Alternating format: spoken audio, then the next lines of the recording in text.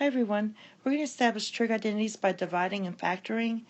This one is very similar to the one where we had 4 pieces. In this case we have only 3 pieces here. We also have 3 pieces here. So I notice I have the ones here, and if you know your identities very well, all you're going to do is take this and divide everything by sign.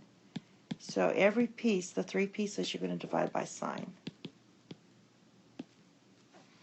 So we're going to take this sign, divide by sign, minus cosine theta over sine. And this equals 1, this equals 1, and this equals cotan. So it's the same thing we did in a previous video, but it's just with 3 pieces, and those two match up, and we're good to go. Okay, this one is going to be about factoring. We have this a minus b squared thing going on, which is a squared minus 2ab plus b squared. So that's what I'm going to do with my a being secant and my b being tan. So I'm just going to follow this formula here. And you get secant squared minus 2 secant tan of theta plus tan squared of theta. Now this is our goal here. Now after this part we know that what I'm going to do is, this one's kind of more difficult. On this one I'm going to go ahead and break it up. We have a sine over here, and we're still in secant and tan over here.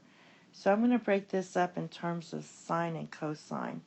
So this would be 1 over cosine squared minus 2, and I'm going to break these up here, 1 over cosine times sine over cosine. Put their thetas in, I guess, plus sine squared over cosine squared. Now, if I take care of this middle piece in here and multiply, I'm going to get 1 over cosine squared of theta minus 2 sine theta over cosine squared plus sine squared theta over cosine squared theta. Now I have the same denominator, which is nice. So I'm just going to write this all over one common denominator.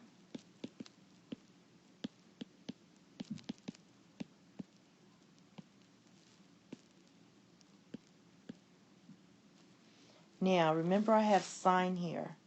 So what I'm going to do is go ahead, we know that this is 1 minus sine theta squared based on this.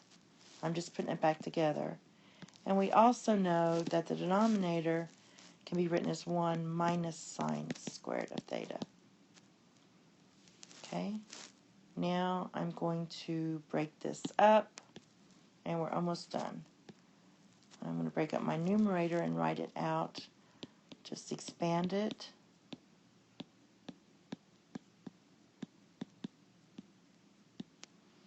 And the denominator would be 1 minus sine of theta times 1 plus sine of theta. That's my difference of squares. And I can cancel out the 1 minus signs here. And I'm left with 1 minus sine of theta over 1 plus sine of theta, which is what we wanted. Okay, the next one's very similar. So you might want to try this one on your own and then check it. So I would pause the video and try to do that. I'm going to factor this out.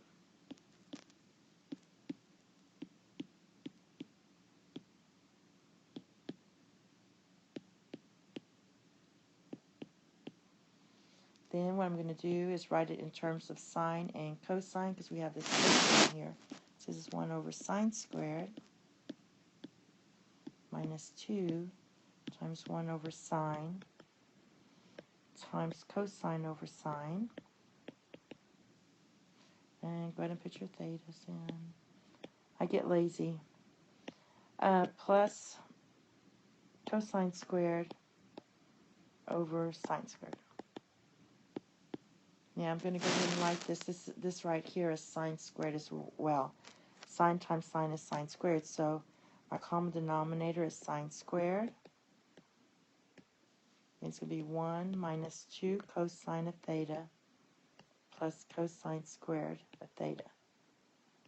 Now, I know the numerator is really 1 minus cosine theta squared, just like in the previous video. And I'm going to rewrite because I don't have any signs here. There's no signs. So I'm going to write this as 1 minus cosine squared of theta. Then I'm going to expand both the numerator and the denominator.